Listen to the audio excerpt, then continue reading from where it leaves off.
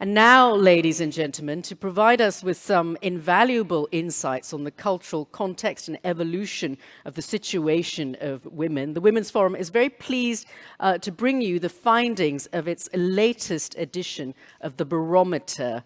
Now, we're going to be hearing from some speakers, and of course, a lot of these themes touch on what we just heard from Lynette and the ambassador. Now, the Barometer is a unique tool to measure the evolution of gender equity. What is particularly interesting is that it focuses on the differences between perception and reality. What we believe, what we think we see is not always a reflection of reality when it comes to women and gender equality, as we know. And to be able to act and change things, we need to be confronted with this gap to see where we need to focus our attention. Now, with the latest findings of the Barometer focused on unleashing the economic potential of women in Asia, I am delighted to welcome onto the stage Margaret Key, the CEO for Asia Pacific and MEA, MSLGROUP for Publicis Group, and Isabelle Gélinet-Vidal, the Managing Director of the Women's Forum. Ladies, please come on the stage and join me. Good afternoon, everyone. Together with Margaret, CEO of MSL APAC, we are very happy to present the 4th edition of the Women's Forum Barometer on gender equity. And our case study today will focus on unleashing the economic potential of women in Asia. So to provide a little background on the Women's Forum Barometer, it was launched in the midst of 2020 pandemic to assess perception against actual facts on gender equity. Because actually, traditional data collection often misses personal experiences, while we believe at the Women's Forum that true inclusion means grasping people's emotion and unique paths. So the objective of this project, and as of today, is to uncover the unspoken truth. So if we go a bit into the methodology of this barometer, you need to know that it's built on 2 main pillars.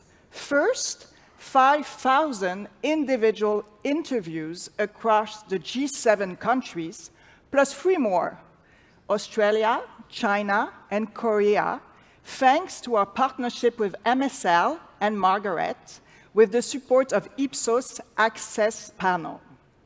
The perception results will be mostly focused on 4 Asian regions today: Japan, Australia, China, and Korea.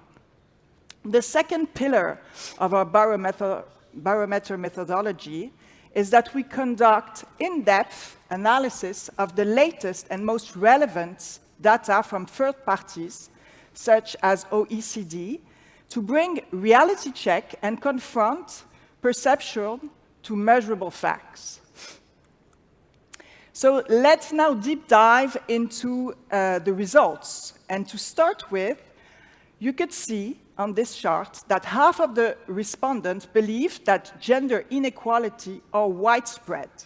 53% believe gender inequality is high in the world, whereas 44% believe that gender inequality is widespread in their own countries. So you do see a gap between your own country and global perception.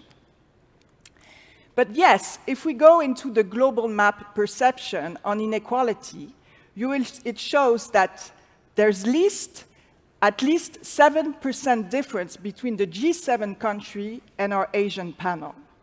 In Asia, our respondents consider their own country to be less unequal. But actually, when we go more into details and we ask a more precise question to the panel, we see that the reply is absolutely different. 74% of the respondents say that they do see inequality between women and men in social, political, and economic rights in their own country. Now, I will leave the floor to Margaret for a deep dive on access to opportunities. Thank you, Isabelle. Good afternoon. It's great to be here today. So as Isabelle was sharing, the aim was to really use hard, comparable data, but to also, in parallel, kind of do a deeper dive into perceptions in Asia. So you'll find a few slides, and I'll make sure that I earmark those interesting slides. For somebody that has been living in Asia for 25 years, I just want to say, my assumption is that we understand the challenges that women face, but you'll see in the findings today, there's lots of progress, but there is continued cultural as well as systemic barriers facing women. So let's just start looking at the first question that we pose to women. Do you feel that in general, women have more opportunities to succeed than men with equal competency? And we're looking at a deep dive in Asia in these 4 countries. 71% of women, no surprise, disagree, compared to 59% of men, with a gender gap of 12%. And we take a look at the next slide. So women are continuing to feeling left out. And now this is one of those interesting slides. They're left out, but there's also this continued traditional bias. So I'm going to read out some of these statements, and I'm going to rely on my good eyes because I did not bring my glasses. So the first statement, the male brain is different from the female brain, which explains why men tend to have more aptitude in science, what have you. 51% of men agree. Career-wise, men are naturally more ambitious than women. 55% of men agree. Women are psychologically more fragile than men, 45%. So I see some of the brave men in the room here today. For the women in the room, you would agree. Probably this is not surprising, but take a look at the women. They are not far behind. Women are sharing beliefs traditionally that we are not on par with men, right? Next slide. Let's then take a look at, this is a very topical issue in APAC, the balance between work and life, and let's see what that really kind of resonates or relates to in APAC. Next slide. So for Asian respondents, again, statements. It is more difficult for a woman than for a man to have a successful career. 70% of women agree. You can't have it all if you want to be a good mother because you're having to partly sacrifice your career. 60% of women. And this one, a woman will always be happier in her role as a mother rather than in her professional pursuit. 38%, right? Now you also benchmark that against the G7 respondents. There's a 12% gap between the East and the West. Of course, this is 4 countries that we're studying, but it's 48% of women that feel in that second question or statement, you can't have it all, right? So there still is a gap. Next slide. So with that work-life balance, how does then that parlay into the gender gap? And again, to no surprise, you can see the differences in the employment for those that are here from Australia, great progress in the market, but again, we're behind and considerably behind the OECD countries with a 12% gap. And everybody's concerned about pay, right? So if we look at the markets, again, with part-time employment. And why are we focusing on part-time employment? Because number one, women are not at par again full-time, but there's also a big gap when it comes to part-time employment because it's lower wages and it's less access to managerial positions. And you can see, interestingly, when I talk about progress of a country, Australia, there is a huge percentage of women that are staying at home because they are the ones that are taking care of their children. And you can look at the other countries as well. A large percentage of women are having to kind of take on part-time roles across APAC. So the reality of the gender gap, and this is what I wanted to speak to in terms of pay. Again, we're taking a look at these countries. I am based in Korea. I take a lot of pride in being half Korean, but I do not take pride in this slide where it shows that there is a 30% gap between men and women in Korea. That is the highest among OECD countries. You look at Australia, there's been a lot of progress made in that area, but it's also because as of last year in Australia, 2023, the government is mandating that companies over 100 employees, you have to share what men and women are paying. And these are important. There are differences across the region, but we have to learn that there are differences that we need to really focus on in order for us to really change and refine the ways between men and women. So if we look at just a summary in terms of the significant gaps across the 4 countries, the larger, I've spoken to this about the gender pay, in 4 countries, up to 21% of a gap compared to 12% in OECD. More women in part-time roles, almost 33% compared to the 13.5% for men. And for women, less presence in the labor force at 57% compared to a whopping 72% of men. And now let's take a look at women when it comes to leaders, and I would say that's probably a large majority of the women here today. 1 in 3 women that we surveyed have already realized that they were paid more than their male colleagues. Those male colleagues have been promoted or chosen for promotion over them, despite the fact that the women consider themselves to be more competent, more qualified, right? And what could be the reason if we go to the next slide? I'm not even looking at my slides now, so I've spent so much time spending a review of the research. So what would be the reason for that? And we all know here for women that are, even if you're not a mother or not, there is a large portion of women spending way too much time in unpaid care work. Again, take a look at Australia, where we see progress. More women are spending time in taking care of others. And in Asia, we are getting most of the burden because we take care of our husbands, we take care of our children, we take care of our parents, we take care of our in-laws. And that equates here to this big gap, right, that you can see between men and women. Now look at Japan. That is 5 times the amount of time that women versus men. That's 224 minutes a day compared to 40 minutes for men. It's amazing that this is happening in 2024. Next slide.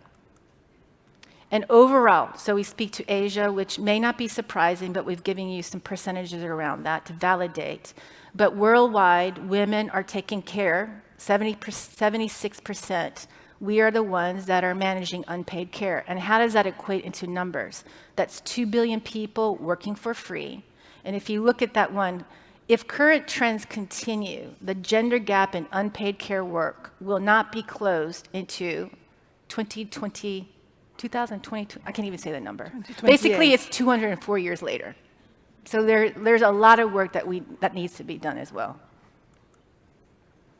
So the other part of unpaid care work is, for some of you who've experienced this, you're having to force a break in your career. That is not having to take care of children. In general, in Korea, again, 40% of women pause their career. There's actually a kind of term, career interrupted women. 40% of women are stopping their careers after they get married. So you can see the breakdown. 47% of women surveyed are stopping more than 1 or more months, compared to 28% of men, stopping for 1 or more years at 42%, which then correlates again to a gender gap percentage. Now, what does this mean and why is this important? Ultimately, taking care of others, stopping your career, results in unequal pay and financial securities compared to men. So look at the West. Women over 65 have a gender gap in their pension income of close to 40% compared to men. Poverty income in OECD countries for women is 15.7%, almost double that of men, because of what is happening when we take care of others and we're actually having to stop our careers. Next slide. So the last 3 years, again, there has been a lot of discussion on paternity leave because a large women spend time outside. And so this is a great slide, one of the ones that really stick out for me.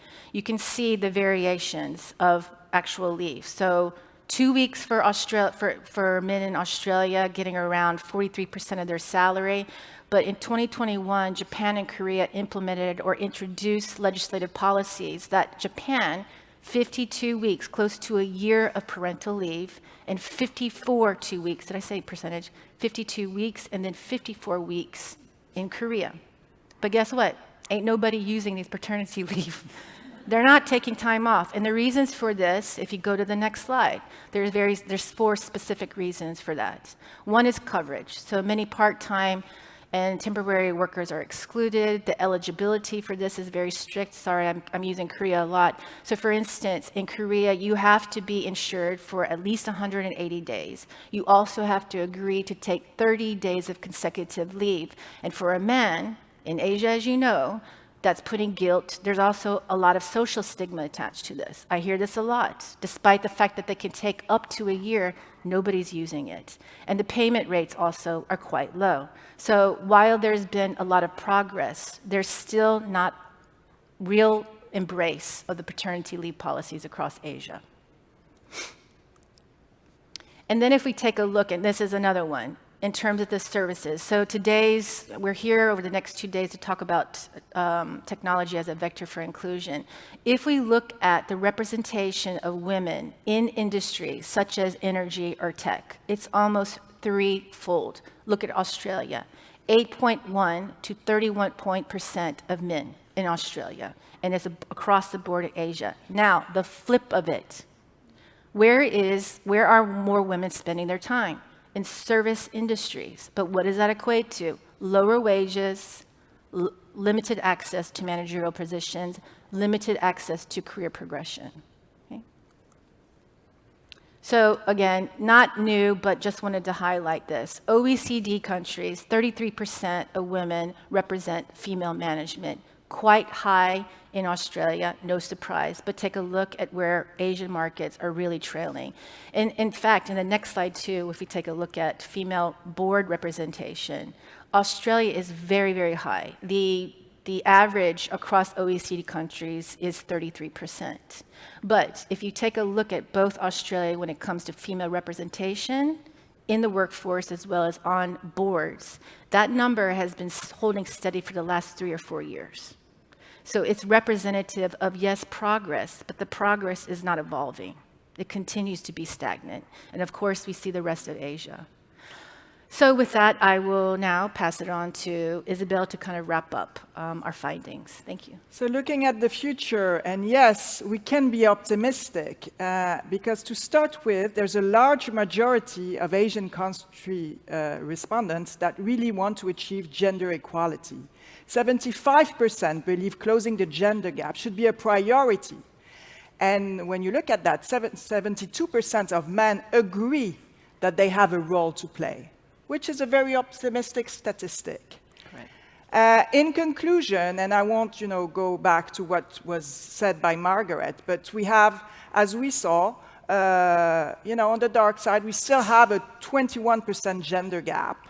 We have over 72% of unpaid work that is done by women. And the workforce, as we saw, especially in the tech industry as of today, as it's our main topic, segmentation is very high. But again, there is some good news and some hope for the future. As we said, 74% of people believe that gender gap should be a priority, and 75% of men think they can support. So again, I think to wrap up, this is not just facts and figures. Of course, this is a call to action also to make sure that we all, in our countries, tackle the deep-rooted stereotype to make sure that we can fight against this gender inequality. Thank you for your time, and thank you for your listening. And we will be sharing, of course, this study very soon online. Thank you. Thank you. Thank you so much for that, Isabelle and Margaret. Truly insightful, and wow, what a staggering number of statistics there. But I was truly surprised that women weren't far behind men in terms of their perceptions of women's aptitude for certain things. So how extraordinary. We really need to break out of that. We really need male allies to back us up for that. And of course, as Isabelle mentioned, we will be sharing the insights of this barometer online very soon. So once you see it, please do share it with your colleagues, your friends, because we need to break out of these stereotypes. Now, that brings us to an end of our very first plenary session of the day. It's time for you now to explore the incredible breadth of what we're offering in the discovery sessions. So please go off to the discovery sessions that you're interested in, check the app, check the guide, and I will see you all back here tomorrow morning at 9 a.m. Enjoy your day.